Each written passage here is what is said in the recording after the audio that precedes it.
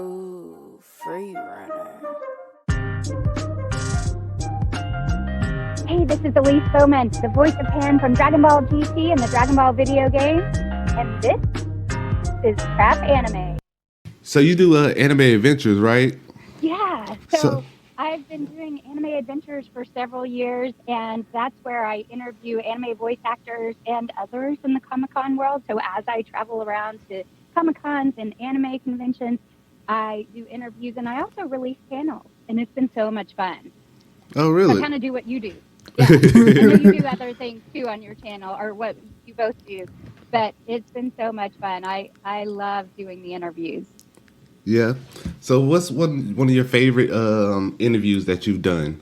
What's one of your favorite interviews that you did with another voice actor? Oh, goodness. That's so hard to pick. That's like picking a favorite child or something. I think I'll say one of my favorite topics that comes up, because I'm also a voiceover coach. And so one of my favorite things to talk about with actors is the physicality of voice acting, because I guess I'm a very physical voice actor. So if I go, yeah, and of course you can't see me, but I do the motions in the booth. The hand slashes. Not full out. Yeah. But like a miniature version. And so I love asking actors about that. And I'd say for the most part of the people I've interviewed, everyone kind of gets into it. And like Meredith McCoy and J. Michael Tatum and so many of the actors. But I think I've only heard two actors say that they don't really have to be physical. And one of them was Linda Young, OG Frieza. And he said, no, I just picture it in my mind and I don't move. But then I was sitting next to her when she said that. And when she was doing, Frieza's voice, which I can't even pretend to do, her whole body shook. And so I was like, okay, well, you may not and right. put out your hand, but you feel it in your soul. So it's fascinating to me to hear how actors do the physical part. So it's a favorite topic of mine. Okay. And here we go. Trap anime, trap anime, trap anime, trap anime, trap anime, trap anime, the real anime podcast. I lay this trap card face down. This is the Real Anime Podcast. We bring trap to the anime, and I am Token Day. I am Strong Arm. This is the Trap Anime.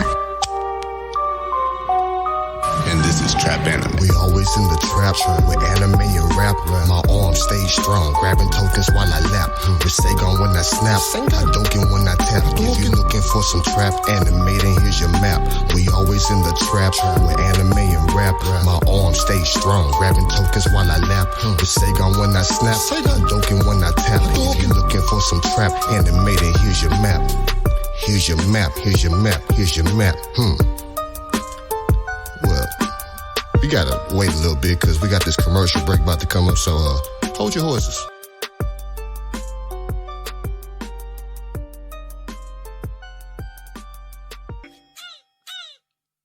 Welcome to Trap Anime, everyone. My name is Strong Arm. This your boy Token Day. And today we have a special guest today. We are here with the voice of none other than Pan from Dragonball GT, Miss Elise Baughman. Woo! Yes! Woo! I'm so excited to be here. We're so excited to have you here on the podcast.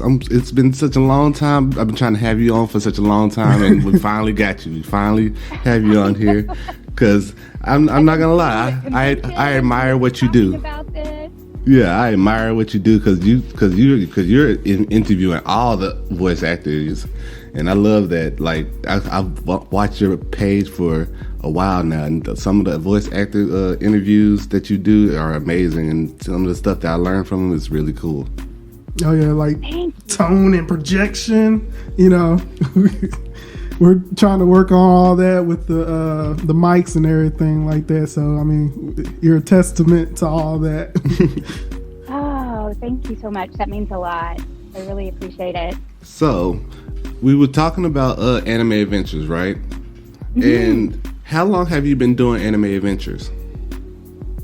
So, since 2018, I officially launched in 2019, but at the end of 2018, that was my first interview. And it's so easy for me to remember because that's when I started doing conventions. I haven't been doing conventions forever, like a lot of my actor friends. Mm-hmm. And my first convention was Rick Robertson, the voice of Deborah on Dragon Ball Z, and Yomi on Yu Yu Hakusho, and some other characters. And so he and I started doing conventions at the same time. And I remember thinking, I'm going to do a YouTube channel. And there were two reasons. One, I was like, I've got a camera and a microphone, and I'm going to go for it. But then I also put a little more thought into it than that.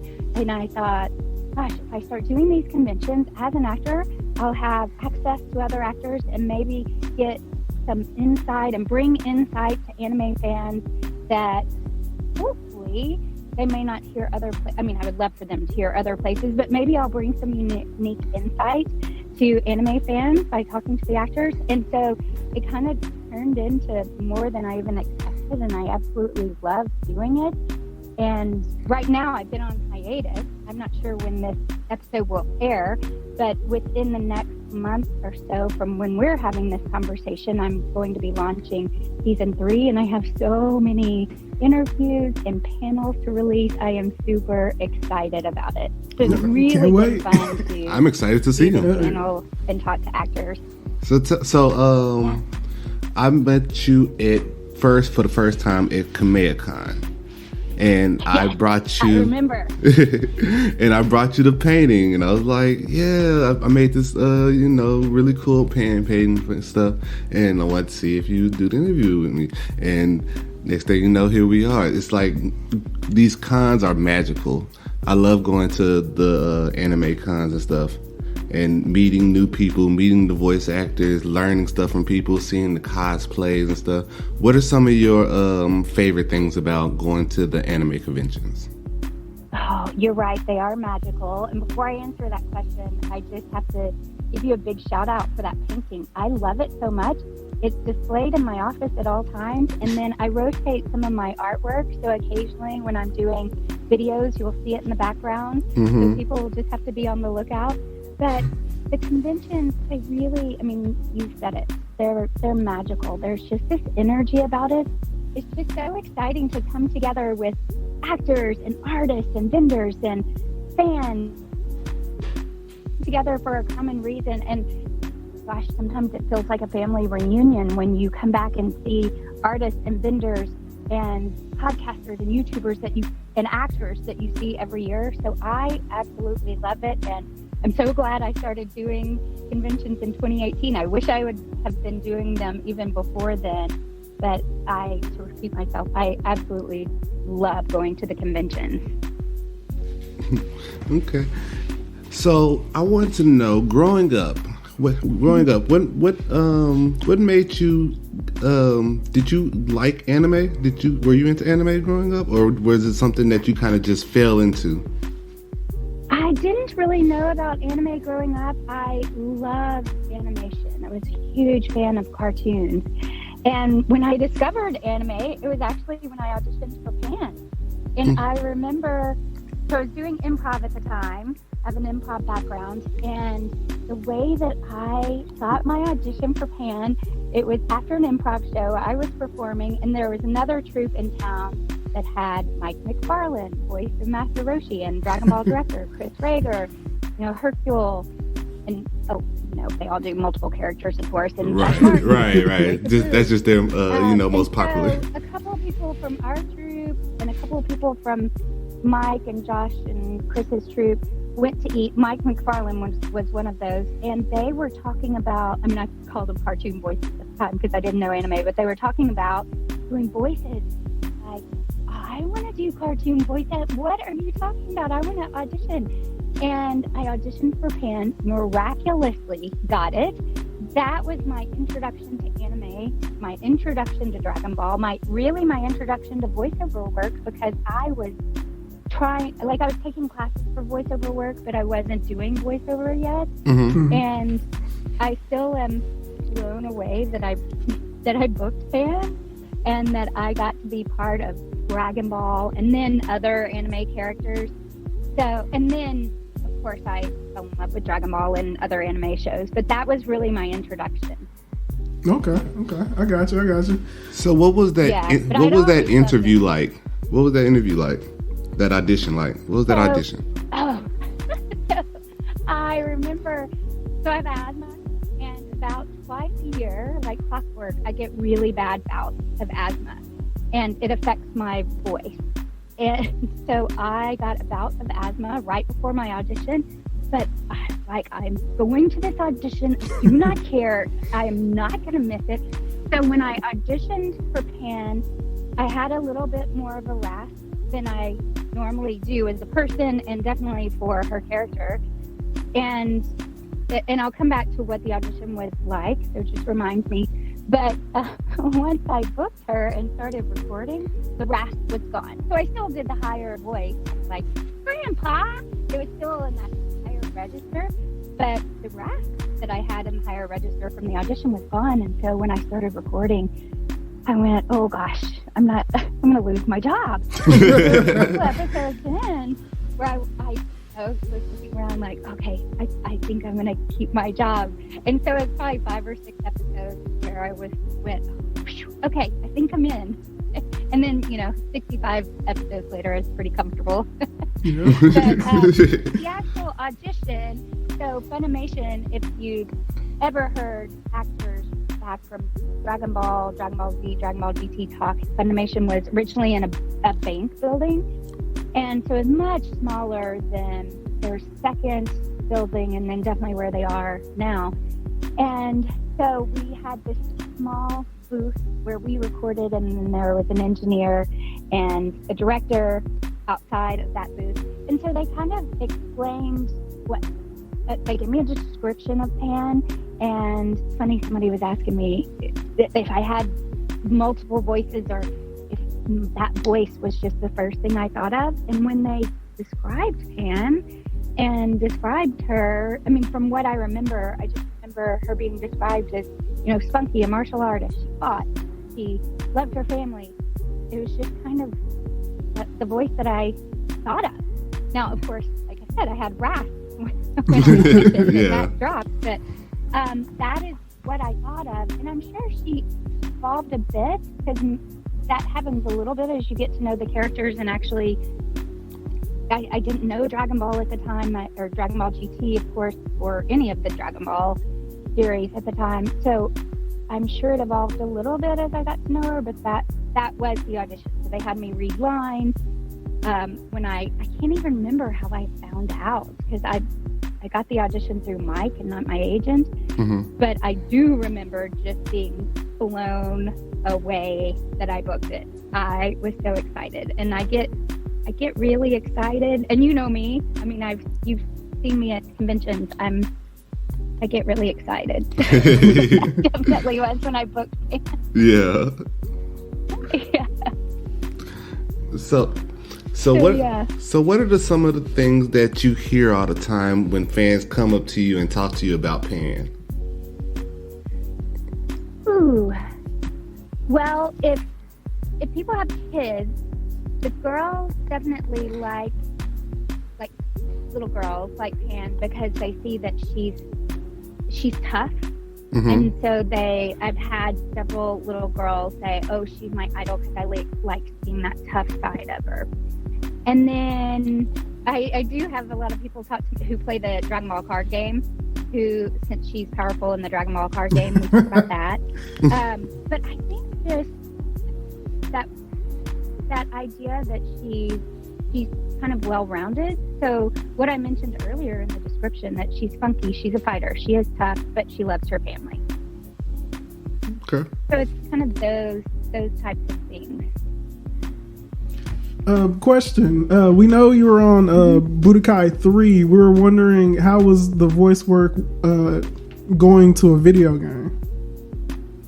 Well, so it's different for video games because, and you may know this, but when we're doing anime shows, we match flat. So for somebody who doesn't know how it works, we match flat for the anime show, and so we'll take a line off the screen. Right now they have screens where we see the dialogue, and then we look at a different monitor and we see the anime show and match flaps, but for video games, a lot of times we're just matching the wave file. So we're just matching the Japanese actor and trying to do about the same amount of time that the Japanese actor used to say the lines. Mm-hmm. Now, here's the tricky part. So Budokai 3 and some of the other games, sometimes I would get called in to do a video game and they wouldn't tell me what it was.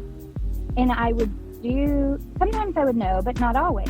And so I would leave, and then they would announce the game later. So, wow, that was Budokai 3. I didn't know that.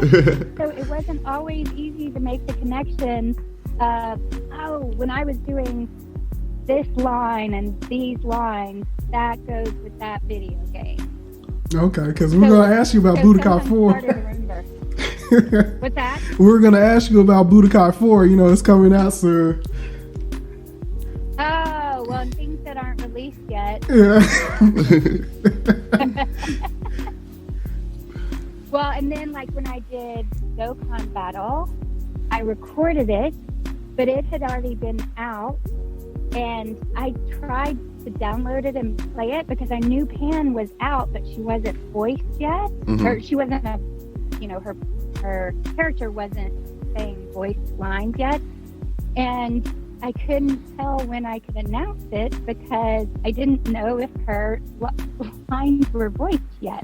And so one of my voiceover students, and I couldn't ever get to her as a player in the video game myself. And so finally one of my voiceover students was like, I just, played Pam. But she was like, I finally got Pam as a playable character and I heard your voice, so you're okay to announce it. Because, agents and the video game company, all the people don't want you to say anything until it's officially out. So I probably announced it months and months too late, but Right. want to say anything till she was official. Like, I need it to be official before I say anything. I ain't want to spoil nobody. Yeah. Don't want to spoil that. Don't want to push no contract. I got you. But that seems to. But I was listening to some of your other interviews, and that seems to be a running thing though with voice acting. Like you guys don't really know what it's gonna be on until like the end, or if you got the official yes or no, and it's like because I was listening to when you was talking to Josh Martin, he said he wasn't sure if he got the part of Kid Buu or not until like he thought he was still auditioning after coming in 3 or 4 times. I'm like, dude. So I'm like, I love that story so much. I've been on panels with Chris Rager and Josh Martin, and Chris loves to tell that story. That Josh was in there, he recorded 4 or 5 times, thinking he'd still audition. It was still auditioning. That's so funny. I love that story. but yeah, So yeah, I mean, sometimes I guess you don't know. And at the time, Funimation was just getting started. They were figuring. I mean, you can hear Chris Sabat and Josh Martin and Chris Rager and all of those guys talk about that because they all started before I did. right. Everything was new. They were still trying to figure it out. So it wasn't as clear cut. Now I feel like we audition and our agents call and go, you have a booking, or you have a callback where you are being called back to audition again for something. It's a little more clear cut, but back then maybe not so much. Okay. Cause I think I was interviewing John Gramillion, the voice of and he was telling me that that they would that a lot of times they would not know if people would come back or not. He would say that people would go in and do the auditions, and that sometimes they wouldn't come back. So that's why certain people ended up playing. That certain people like Chris would end up playing like 3 or 4 roles on the same show. Oh, interesting. See, I didn't even know that. Yeah, that was something he told me, and I was like, "Oh, that makes a lot of sense."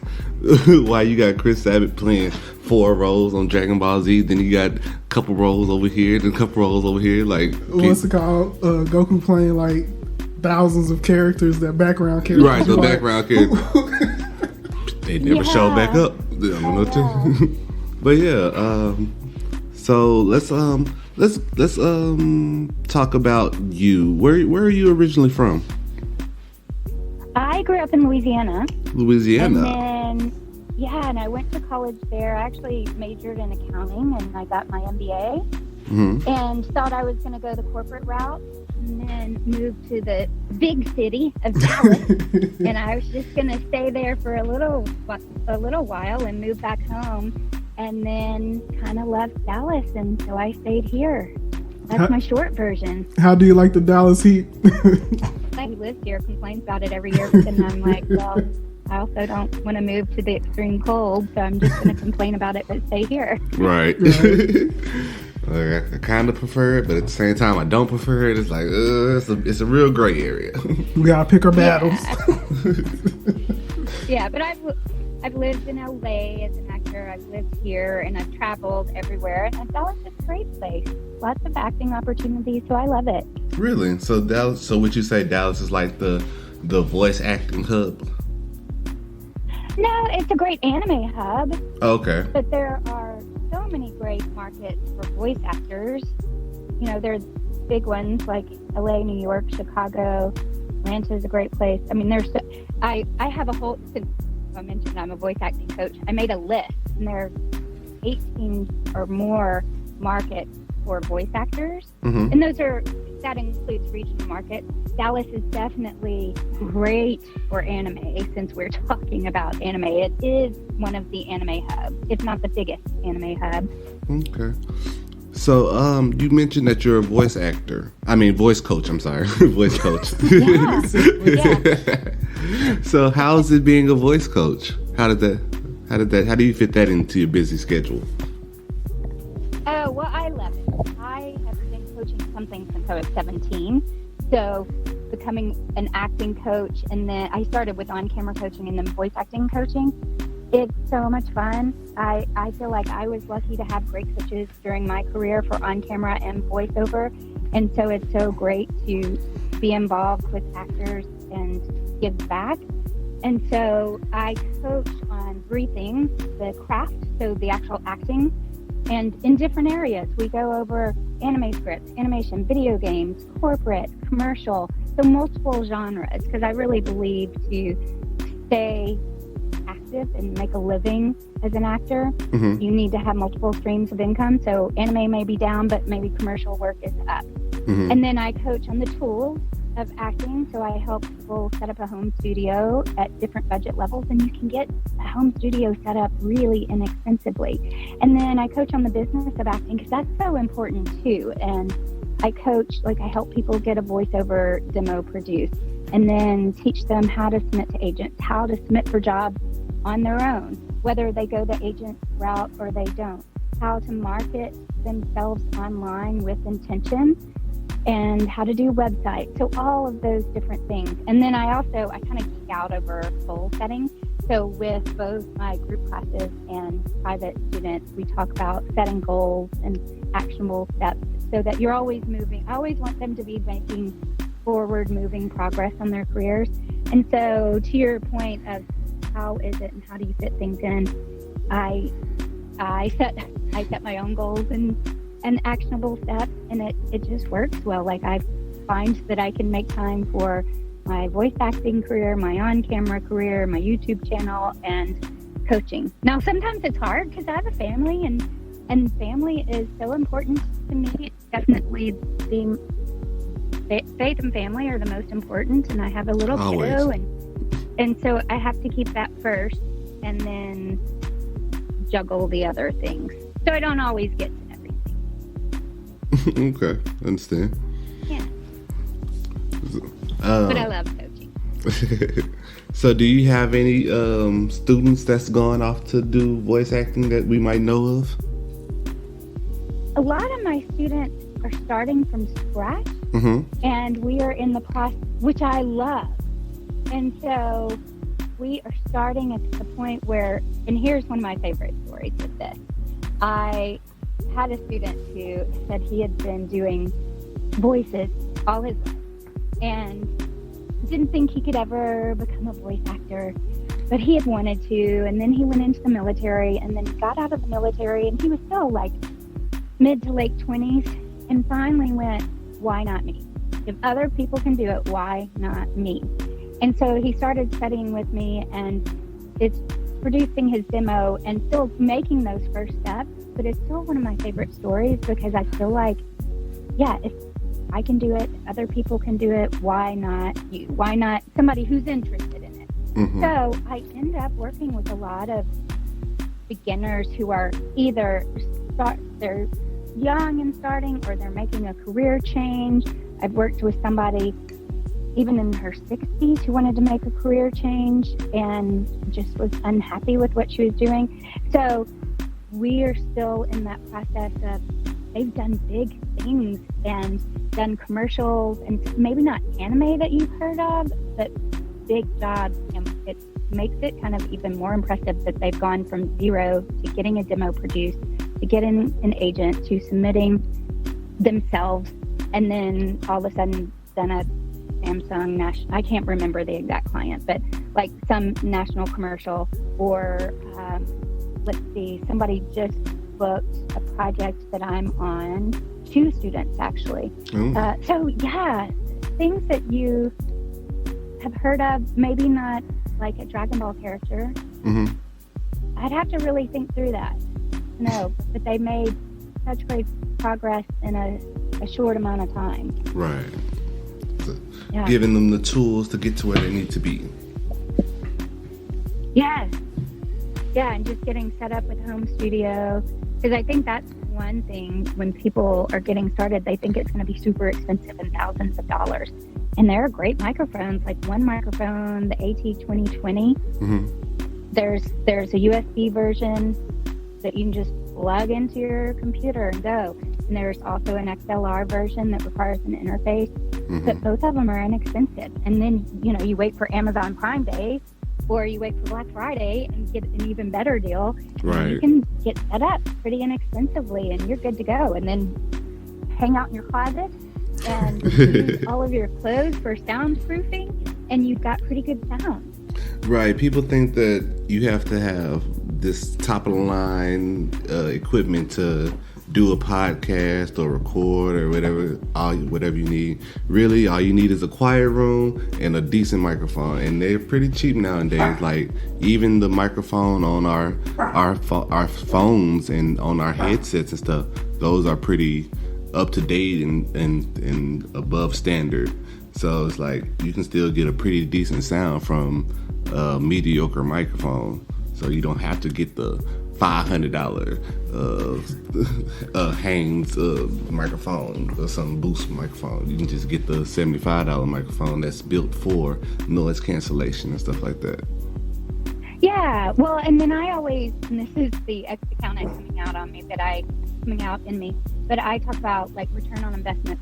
Start with whatever budget you have, and then when you start earning money, build up. Upgrade if you even need to, but upgrade when you see that you're making money from voiceover or on-camera work. But don't go spend a lot, because what if you don't even want to pursue it long term? Or you but get if you into do, you can spend money later. But that I can't remember the exact price. It's the Audio Technica 2020. I got mine. I don't use that exact one in my studio, but I did get it for my Zoom calls, and I think it was the USB was $99, and I think it's come down to $59 or something. It is crazy cheap. Yeah, I know. I got mine on a Black Friday sale for like $75. Yeah, and it's awesome. So it's versatile. Exciting that you can. What's that? I was saying, in mine it's awesome. It's versatile. You can plug it into a computer or plug it into an interface. Oh, that's awesome. So, let's talk about. Oh, did you have a question? Oh, I was gonna ask. I know since you're from Louisiana, what's some of your favorite dishes? Well, ironically, my favorite dishes are Mexican food and steak, because I came from the northeast part of Louisiana, not from Cajun country, and I do love me some Cajun food. Don't get me wrong, but people think that I grew up on Cajun food, and I only had Cajun food if we went to a Cajun restaurant. So I love muffalettas. But I did not cook Cajun food. It was more just Southern food. Okay. You said that's why you came to Texas. You said I like that Tex-Mex was. You said I like I the had Tex-Mex. it, yeah, so it's like, that's why I fell in love with salad. Tex-Mex. So, all right. So let's see. Before we get out of here, let's do a little this or that. So, Oh, okay. Yes, I'm gonna do a couple of thises or that's, and you can tell me what you prefer. Okay. Oh, goodness. These are hard. All right, let's start off with when it comes to your anime, subbed or dubbed? Dub. Subbed? Really? No, she said dub. Oh, I thought she said subbed. She said dub. Oh, no. No, I'm an actor. I'm about to say, wow, I thought that was gonna be a given. I'm glad I clarified. I would hate for that to be misinterpreted. You're like, I don't like none of those voice actors. I like all the subs. I'm gonna list the only like the Japanese voice actors. They were good. They were better. Like, whoa. All right. Okay. Steak or lobster? Steak. Yeah, see, Mexican food, steak. The 80s or the 90s? Oh, 90s. Yes. 90s? Okay. Winners. Let's see. All right, that's pretty good. I mean, also, I forgot. You do some interpretations on your channel. I do. So I want to hear a couple of your interpretations. I want to hear some of your best interpretations. Oh, are you meaning when I copy other actors? Mm-hmm. Other voice actors and stuff. I usually have to have them there. You gotta have them. And I just mimic. Okay. Man. Cause you did a what was that? Chi-Chi? You did. I heard the Chi-Chi. I heard Lucy.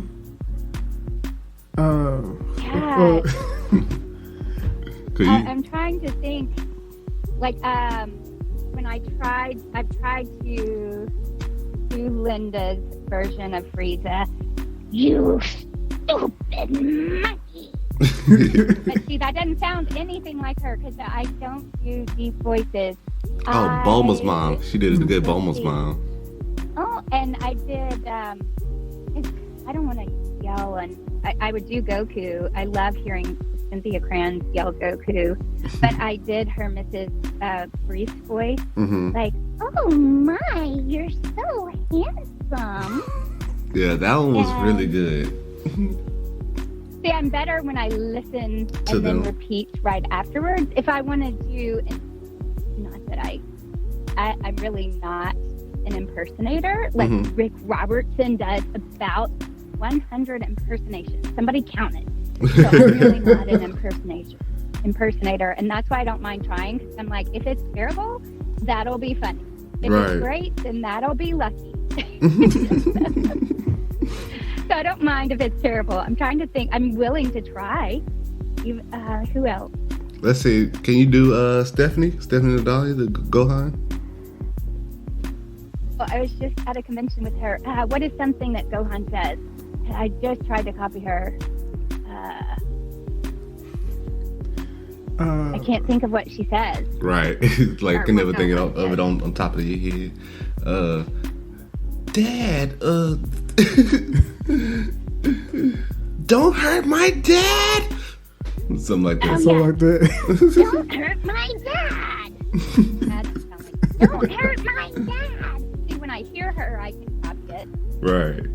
But those are fun. It actually started just at the end of my YouTube videos. We were saying bye in a character voice in their character voice. And then I kept getting either comments or direct messages about it. And people were requesting it. probably more direct messages than public comments. And so I was like, oh, okay, this is a thing. And so I started doing shorts that I either do as shorts or reels or TikTok videos. And man, I probably have 20 that I still need to release from different conventions. So more to come on that. Okay. I can't wait till you get some more out. Yeah, so whether you follow me, I'll release them on all platforms. So whether people follow me on TikTok, IG, or YouTube, I'll release them soon. Yeah, those are always fun to see. I always like to see other voice actors impersonate other voice actors. It's so fun. Do you have any upcoming conventions? Especially if they're low, I can't do them. Do you have any upcoming conventions? Let's see, I just did one. I did Population Anime Con this past weekend, and I think I'm taking July off because we have a lot of family activities. And so my next one is in Oregon, and I'm excited. It's my first convention in Oregon, Powerhouse Comic Con. Okay. And then, I've got I believe 2 in August.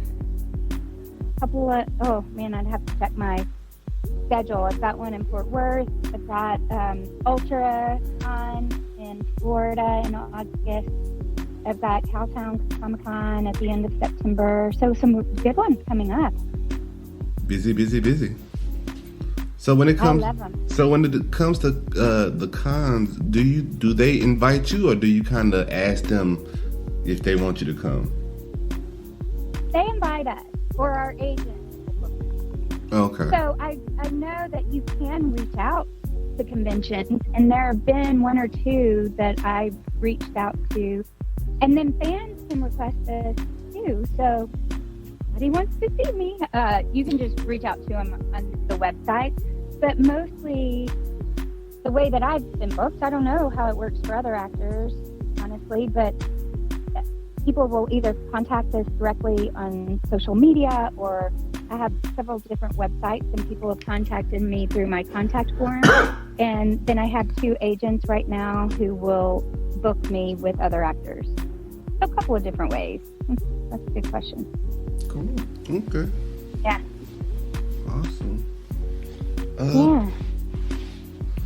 All right. Well, I think that's all my questions. You got any more questions, Toby? Nah, I learned a lot. I'm gonna be Well, this hitting was it. fun. I enjoyed it. That was good questions. Right. We try. You have some good answers. All right, I think we're gonna wrap it up here. You guys don't forget to follow us on Instagram at Trap Anime Podcast. Don't forget to follow Elise Baughman in Anime Adventures. What's the tag for that? Yeah, so YouTube is at Anime Adventures, and then social media is at Adventures Anime, and then you can find me everywhere at Elise Baughman. Okay. And my coaching is elisecoaches.com. Okay. And you have a class coming up, don't you? Yeah, I just finished one, and then I'll probably do my next one around actually go to elisecoaches.com and it'll take you to my website where you can sign up for the waiting list, and I'll email people if they're interested in joining. But I also always post it on my social media. You kind of broke up when you said the date. What date was that? Well, I haven't set the date yet, so it's Okay. probably in the August-September time frame. Okay, for your next class. Yeah, and we have fun too. We just kind of I tell actors it's playtime. It's time to experiment. So, yeah, if anybody is interested, you can also ask me questions through the contact form on my website. Okay, awesome. I might have to get into that class. Oh yeah. Is it online or? Oh, I'd love to have you. Is it online? Or we go meet up or Oh, that's a good question. It's on Zoom. Zoom? So Okay. my group classes are over Zoom, and they're usually 6 weeks. And then private classes are over Skype audio. Okay. Okay, awesome. Yeah, and then I have an advanced class too. So once people go through that initial class, if they want to continue studying, there's an option for actors to take ongoing lessons. Okay, awesome. All right, guys. Yeah. This has been fun. Oh yeah, we learned a lot. This was fun. Y'all are awesome. Thanks for having me. Thank you for being on the podcast. All right, guys, and we are out of here. Yo.